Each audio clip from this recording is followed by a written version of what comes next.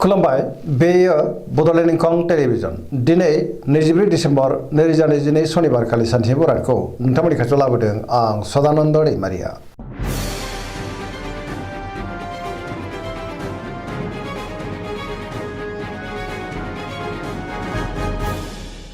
सिगां फरायनो लादों मेष राशि गिबि हांखो अ ल दिनैनि साना जोबोर मोजां गोथों आरो गोग्गो साननो रोंगोन गियाननि आंखाल जानाय नङा सोरजोंबा दिनै बाख्नाय जानोबो हागौ बयजोंबो गोरोबनो रोंगोन आरो अनसायजागोन न'खराव दिनै अनलायनाय फैगोन बिदा फंबायनि हेफाजाबखौ मोननो हागोन गुबुनजों मोजां सोमोन्दो लाखिनोबो रोंगोन जेरावबो जाफुंसारनो हागौ मावनो लानाय खामानिखौ थि समावनो मावफुंनो हागोन सिगांनि बबेबा आद्रा खामानियाबो दिनै मावफुंजानो हागौ गोसोआ दिनै जोबोर खुसि जागोन देहाया मोजाङै थागोन बहानिफ्रायबा मोजां खौरां फैनोबो हागौ रांखावरियाव मोजां बेफार फालांगियावबो मोजां होनजायो आयाबो दिनै बांनो हागौ सोरबा लोगोनिफ्राय थोजासे हेफाजाबखौ मोननो हागोन बिसि फिसायनि गेजेराव अनलायनाय फैगोन बहाबा थांनांगौब्ला दिनै जोबोर मोजां आरो मोजाङैनो हान्थिनोबो हागोन गुबुननि थाखाय गोबां मोजां खामानि मावनानै होनोबो हागोन आरो गुबुननि गोसोखौ गोरलैयैनो बोनोबो हागोन गोसोनि बोलोआ बांगोन सेंग्रा सिख्लाफ्रा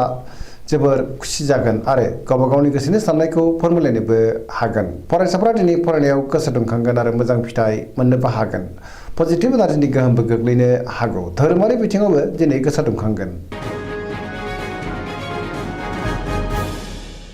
वृष राशि गिबि हांखो इ उ ब दिनैनि साना मोजां आरो गाज्रिनि गेजेरजोंनो बाबेनलांगोन गोसोखौ दिनै जोबोर उसाव बादाव मोननोबो हागौ गोसोनि बोलोआ लोरबांबो जानो हागौ मावनो लानाय खामानिखौ मावफुंनो हायोब्लाबो माबा नङा माबा मोनसे गोरोन्थिबो मावफ्लांनो हागौ समाजाव मान मोनगोन रांखावरियाव मोजां अब्लाबो नाथाय खरसायाबो बांगोन बेफार फालांगियाव मोजां होनजायो न'खराव बिसि फिसायनि गेजेराव अनलायनाय फैगोन देहाया बारा मोजां थानाय नङा गोबां रोखोमनि देहायारि जेंनाजों दिनै मोगा मोगि जानांनोबो हागौ जानाय लोंनायाव सांग्रां जानांगोन गुबुननिफ्राय हेफाजाब मोननो हागौ सोरबा लोगोनिफ्राय हेफाजाबखौ मोननो हागोन बहाबा थाङोब्ला दिनै जोबोर मोजां अब्लाबो नाथाय लामा सामायाव सांग्रां जानांगोन समाजाव मान मोनगोन अब्लाबो नाथाय नेगेटिभ एनार्जिनि गोहोमबो गोग्लैनो हागौ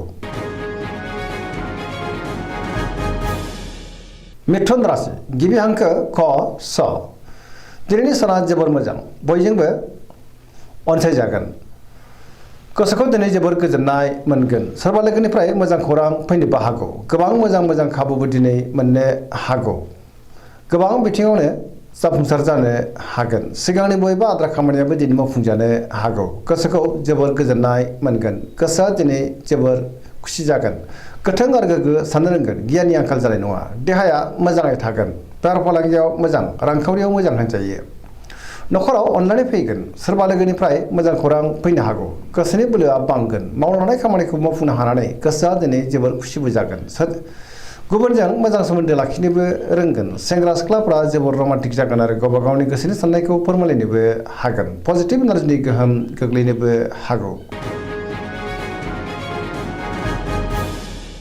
कर्कट राशि गिबि हांखो ड ह दिनैनि साना मोजां आरो गाज्रिनि गेजेरजों बाबेनलांगोन माबा मोनसे जाहोनाव गोबां गोरोन्थि मावफ्लांनोबो हागौ सोरजोंबा रायखोमा जानोबो हागौ सोरबा लोगोजों एना एनिबो जानो हागौ गोसोनि साननायफोरा देबार नांगोन गोसोआव दिनै नेगेटिभ साननायबो फैनो हागौ मावनो लानाय खामानिखौ मावफुंनो हागोन अब्लाबो नाथाय सांग्राङै मावनांगोन रांखावरियाव मोजां बेफार फालांगियावबो मोजां होनजायो आयाबो दिनै बांनो हागौ न'खराव बिसि फिसायनि गेजेराव अनलायनाय फैगोन देहाया मोजाङै थागोन अब्लाबो नाथाय जानाय लोंनायाव सांग्रां जानांगोन समाजाव मान मोननो हागौ फरायसाफ्रा दिनै फरायनायाव गोसो दुंखांगोन आरो मोजां फिथाइ मोनगोन सेंग्रा सिख्लाफ्रा गोसोखौ दिनै जोबोर आला खाला मोननोबो हागौ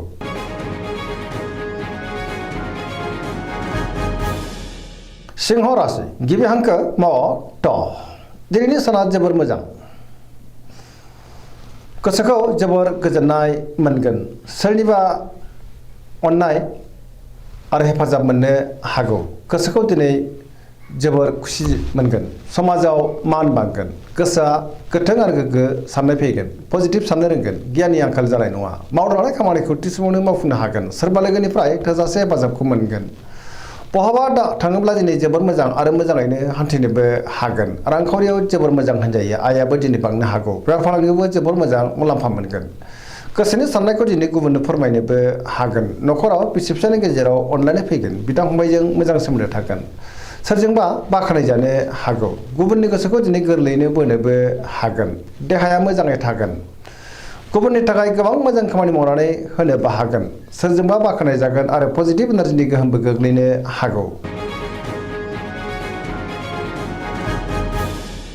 कन्या राशि गिबि हांखो प ट दिनैनि साना जोबोर मोजां माबा मोनसे मोजां खौरां मोननो हागौ सोरबा लोगोनिफ्राय थोजासे हेफाजाबबो मोनगोन गोसोनि साननायखौ दिनै गुबुननो फोरमायनोबो हागोन गोसोनि बोलोआ बांगोन गोसोआव दिनै पजिटिभ साननाय फैगोन गोथों आरो गोग्गो साननो रोंगोन गियाननि आंखाल जानाय नङा मोनफ्रोमबो खामानिखौनो दिनै मोजाङैनो मावफुंलांनो हागोन रांखावरियाव मोजां अब्लाबो नाथाय खरसायाबो बांनो हागौ बेफार फालांगियाव जोबोर मोजां मुलाम्फा मोनगोन देहाया दिनै मोजाङैनो थागोन गोबां मुंदांखा सुबुंजों दिनै लोगो मोनज्लायनो हागौ न'खराव अनलायनाय फैगोन गोबां खामानियाव दिनै मुखुबबो थागोन सोरजोंबा बाख्नायजागोन गोसोखौ दिनै जोबोर गोजोननायबो मोनगोन पजिटिभ एनार्जिनि गोहोम गोग्लैनो हागौ गुबुननि थाखाय गोबां मोजां खामानि मावनानै होनोबो हागोन लाइमोनफोरा जोबोर रमान्टिक जागोन आरो गावबा गावनि गोसोनि साननायखौ फोरमायलायनोबो हागोन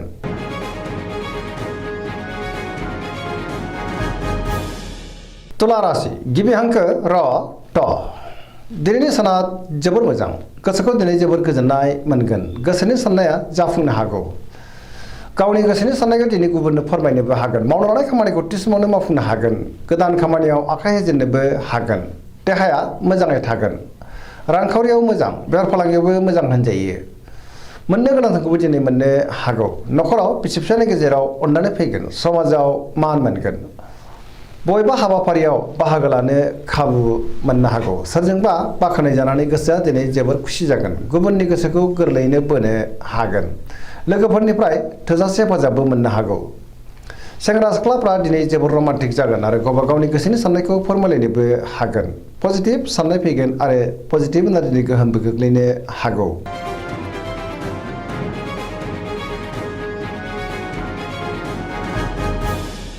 वृश्चिक राशि गिबि हांखो न स दिनैनि साना जोबोर मोजां गोसोआव पजिटिभ साननाय फैगोन गोथों आरो गोग्गो साननो रोंगोन गियाननि आंखाल जानाय नङा मोनफ्रोमबो खामानिखौनो दिनै मोजाङैनो मावफुंलांनो हागोन समाजाव लोगो लेवा बांगोन सोरबा गोजाम लोगोजों बहाबा लोगो मोनज्लायनानै गोसोआ दिनै जोबोर खुसि जागोन गोसोआव गोथों आरो गोग्गो साननाय फैगोन गियाननि आंखाल जानाय नङा गुबुननिफ्राय हेफाजाबखौ मोननो हागौ गोसोनि साननायफ्रा दिनै मोगथाङाव जाफुंनोबो हागौ गोसोनि बोलोआ बांगोन रांखावरियाव मोजां अब्लाबो नाथाय खरसायाबो बांगोन बेफार फालांगियाव मोजां मुलाम्फा मोनगोन देहाया दिनै मोजाङैनो थागोन सोरबा लोगोनिफ्राय मोजां खौरां फैनोबो हागौ फरायसाफोरा दिनै फरायनायाव गोसो दुंखांगोन आरो मोजां फिथाइ मोनगोन लाइमोनफोरा जोबोर रमान्टिक जागोन आरो गावबा गावनि गोसोनि साननायखौ फोरमायलायनोबो हागोन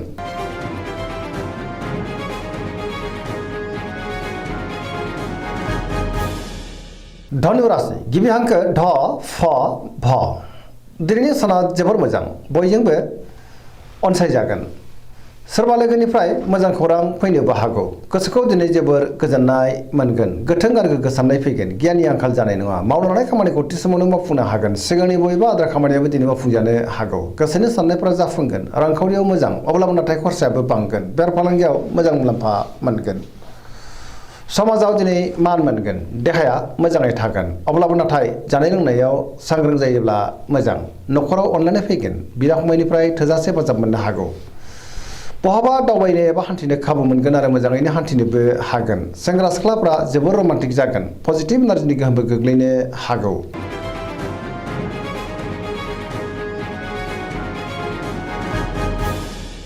मकर राशि गिबि हांखो ख ज दिनैनि साना मोजां आरो गाज्रिनि गेजेरजों बाबेनलांनो हागौ गोसोनि बोलोआ लोरबां जानोबो हागौ गोसोनि साननाया देबारनांगोन नेगेटिभ एनार्जिनि गोहोम गोग्लैनो हागौ मावनो लानाय खामानिखौ थि समावनो मावफुंनो गोब्राब जागोन माबा नङा माबा मोनसे गोरोन्थि मावफ्लांनो हागौ रांखावरियाव मोजां अब्लाबो नाथाय खरसायाबो बांगोन बेफार फालांगियाव मोजां होनजायो गुबुननि थाखाय नाङा फाङा जेंनायाव गोग्लैनांनोबो हागौ। सोरजोंबा रायखोमा जानोबो हागौ। सांग्रां जानाया गाहाम। गोदान खामानियाव दिनै आखाइ होजेननो हानाय नङा। माबा नङा माबा मोनसे गोरोन्थि जानो हागौ। न'खराव अनलायनाय फैगोन। बिमा बिफानि अननाय आरो बोरखौ मोननो हागोन। देहाया मोजाङै थागोन। सेंग्रा सिख्लाफोरनि गोसोआ दिनै जोबोर आला खालाबो जानो हागौ।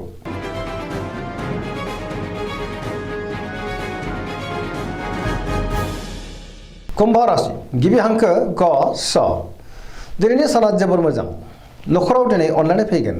बिमा बिफानि अननाय आरो बोरखौ मोननो हागौ। बयजोंबो मोजां सोमोन्दो लाखिनोबो रोंगोन। माबा नङा माबा मोनसे मोजां खौरां मोननो हागोन। गोसोआव दिनै पजिटिभ साननाय फैगोन। गोथों आरो गोग्गो साननो रोंगोन। गियाननि आंखाल जानाय नङा। मोनफ्रोमबो खामानिखौनो दिनै मोजाङैनो मावफुंलांनो हागोन। गोसोआव जोबोर खुसि फैगोन। मावनो हानाय खामानिखौ थि समावनो मावफुंनो हानानै सोरजोंबा बाख्नाय जानोबो हागौ। समाजाव लोगो लेवा बांगोन। गोबां मुंदांखा सुबुंजों दिनै लोगो मोनज्लायनोबो हागौ। रांखावरियाव मोजां। बेफार फालांगियावबो जोबोर मोजां। देहाया दिनै मोजाङैनो थागोन। गुबुननिफ्राय थोजासे हेफाजाब मोननोबो हागौ। बहाबा थाङोब्ला दिनै जोबोर मोजां आरो मोजाङैनो हान्थिनोबो हागोन। पजिटिभ एनार्जिनि गोहोम गोग्लैगोन।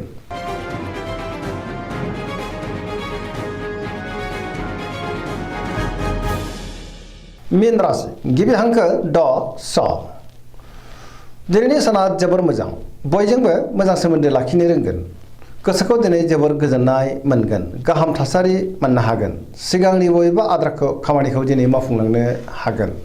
गोसोआ दिनै जोबोर खुसि जागोन।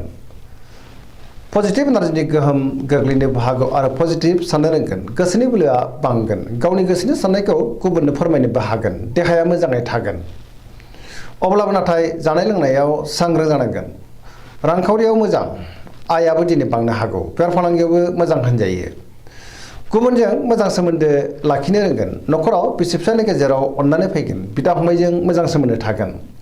सेंग्रा सिख्लाफ्रा जोबोर खुसि जागोन। फरायसाफोरा दिनै फरायनायाव गोसो दुंखांगोन आरो मोजां फिथाइ मोननोबो हागोन। पजिटिभ एनार्जिनि गोहोम गोग्लैगोन। सरासनस्रायै दिनैनि साना जोबोर मोजां आरो मोजाङैनो बारग'लांगोन। दिनैनि राशि फरायथिना एसेनोसै। जोबनायाव बेखौनो खावलायो जाहाथे नोंथांमोना सानफ्रामबो जोंनि बे बड'लेण्ड इंखं टेलिभिजनखौ नायबाय थायो आरो साबस्क्राइब खालामो, लोगोसे लाइक खालामो आरो शेयार खालामो। एसेनोसै। गोजोन्थों।